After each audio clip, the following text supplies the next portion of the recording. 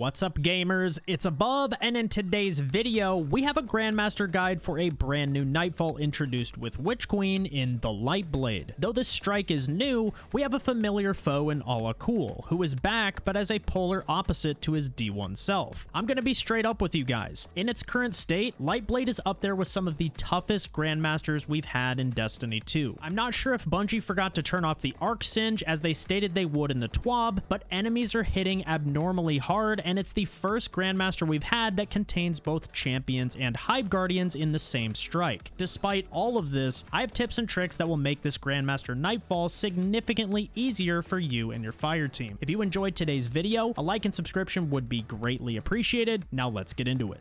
Cool is extremely aggressive, and he's going to chase you around the boss room while adds are spawning on all sides of you, which means supers like Well of Radiance really don't have a place in this Grandmaster. We found that one Invis Hunter with Aeon Swifts, one Thunder Crash Titan with Cures of the Falling Star, and one Shadebinder Warlock with Eye of Another World was by far the most consistent team comp. Thunder Crash provides essential burst damage when you need it, while the Invis Hunter can safely get finishers for your fire team, which you will definitely need with the amount of champions in this Nightfall. The Shadebinder is solely used for ad control, buying you time with freeze while you focus on multiple high priority targets at the same time. Though this is my ideal team comp, Bottom Tree Dawnblade, Nova Bomb, and Banner Shield are all fantastic alternatives. This Grandmaster centers around burst damage and ad clear, so we'll need to bring weapons that can fill both of those roles. The first weapon that comes to mind when describing these two things is Galahorn. It's obviously one of the best ad clear exotics in the game, which is why we'll be running two of them. We paired this with one unstoppable hand cannon, one anti-barrier scout, one blinding grenade launcher for ad suppression, and one chain reaction grenade launcher for ad clear. Our third teammate ran Arbalest due to the volume of anti-barrier champions in this Nightfall, which also made it super easy to deal with the solar and arc shields as well. He paired this with a machine gun in his heavy slot and an unstoppable hand cannon as his energy choice. If you don't have these specific loadouts, I recommend using ad clear focused exotics like Witherhoard, Dead Messenger, or Aeger's Scepter, and if you want more ad control, you can swap the chain reaction grenade launcher for a second blinding GL.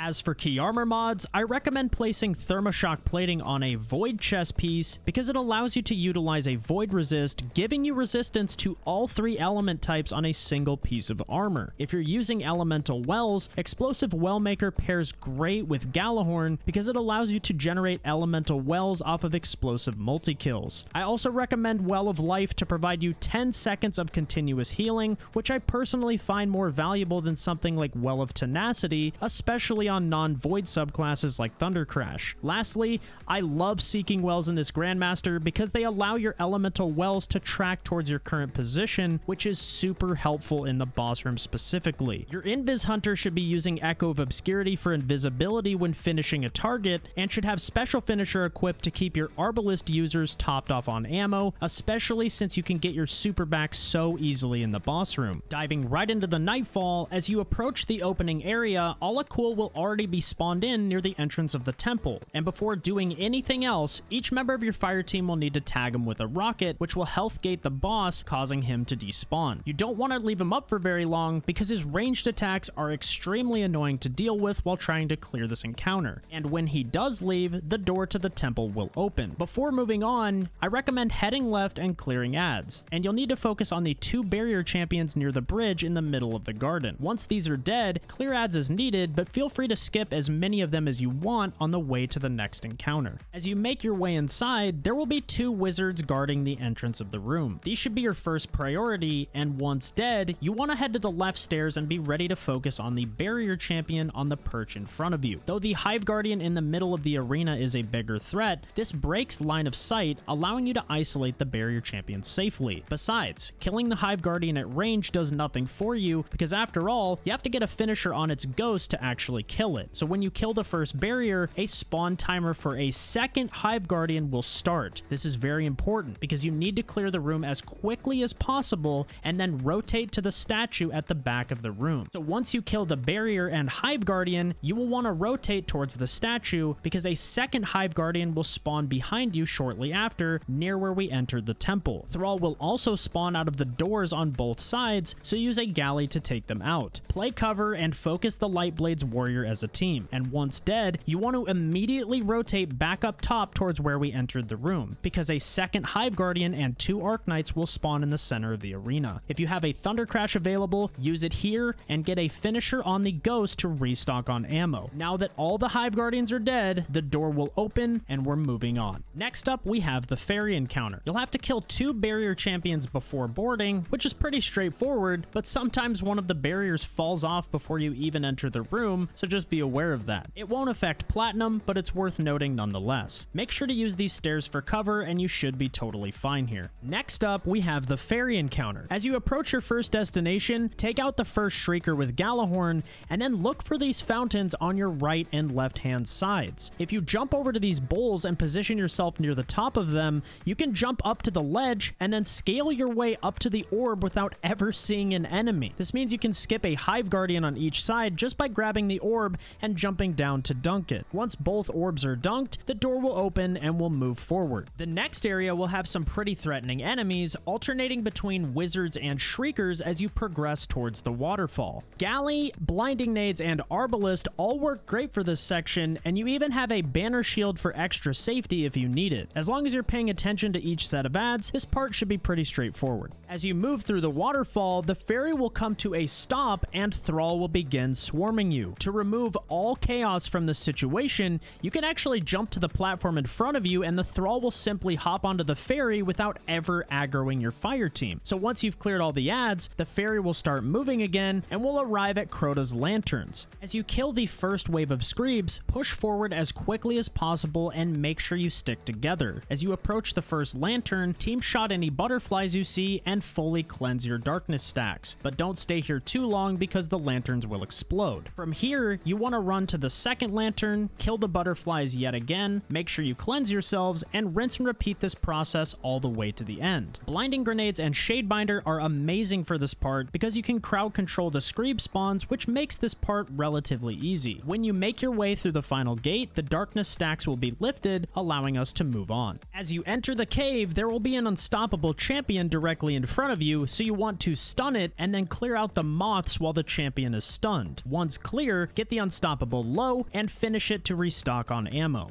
Scorn Raiders will appear on the ridge above you, and they're extremely lethal, so you'll want to take them out as quickly as possible. There will be a few more butterflies looming at the top of the ridge, so keep an eye out for them. Clear the remaining enemies, then push up to the cliffside and get ready for some chaos. This area has a lot going on, all at the same time. We've got Alakul spraying his ranged attack, 2 yellow bar ogres, 2 unstoppable ogres, an unstoppable abomination, Screebs, and more. So where do we go? First things first. As soon as you see Alakul, your entire fire team needs to focus the boss and do enough damage to get him to leave, similar to how we did at the start of the strike. We then immediately want to head left along these rocks towards where Alakul was and take his spot. You'll just need to be ready to take out 2 Shriekers guarding this area, but once they're dead, we now have high ground on the enemies and all of them are directly in front of us. You can tether the ogres together and thunder crash them to kill most of them instantly, and you can then clear the rest of the trash mobs and get a finisher on the final champion to top off on ammo before the boss fight.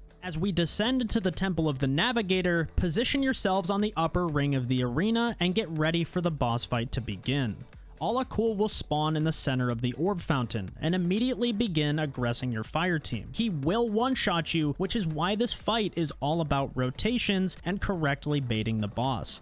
There won't be any champions during the first third of Alakul's health bar, so you only need to worry about the boss and some thrall that will jump up to chase you. As you clear ads, focus on the positioning of Alakul and spread out as much as possible to split the aggro. If the boss shoots, you're pretty much dead due to the arc singe, so you do not want to group together. Keep in mind that just because the boss isn't looking at you, that doesn't mean you're not in danger. Once the boss hits 2/3 health, Alakul will move to the top of the fountain for an immunity phase, and spawn in 2 yellow bar Arc Knights called the Lightblade's Disciples, and 1 Hive Guardian by the name of the Lightblade's Warrior. As these spawn in, use your Deadfall tether to group these enemies together, and use your Thunder Crash to take them out as quickly as possible. Just don't forget to finish the Hive Guardian after using your Thunder Crash. When the Hive Guardian dies, 2 barrier champions will spawn at random on the upper ring of the arena. If you play near the Oryx statue, it should give you a decent amount of cover and allow you to rotate away from the boss and champions as needed. Kill one and finish one to restock on ammo. Take your time damaging the boss. You don't need to rush this, and this is where most people end up going back to orbit. You can bait the boss around the room, as I mentioned at the beginning of the boss fight, and let your supers regen. That way, the next time you engage barrier champions, you're ready for them, and you have the utility at your disposal to keep you alive. Just like before, you'll want to rotate as a team, finish the second champion, then push up to the boss until it reaches its 1/3 health gate. If you have supers available, tether and Thunder Crash them again, but if you don't, you can also spam Galahorn and they should die pretty quickly.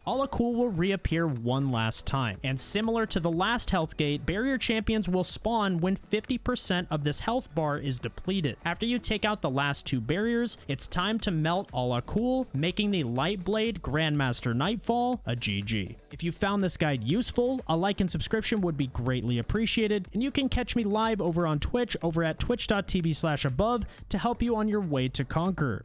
Anyways, guys, that's it from me. Thank you so much for watching, and I'll catch you next time. Peace!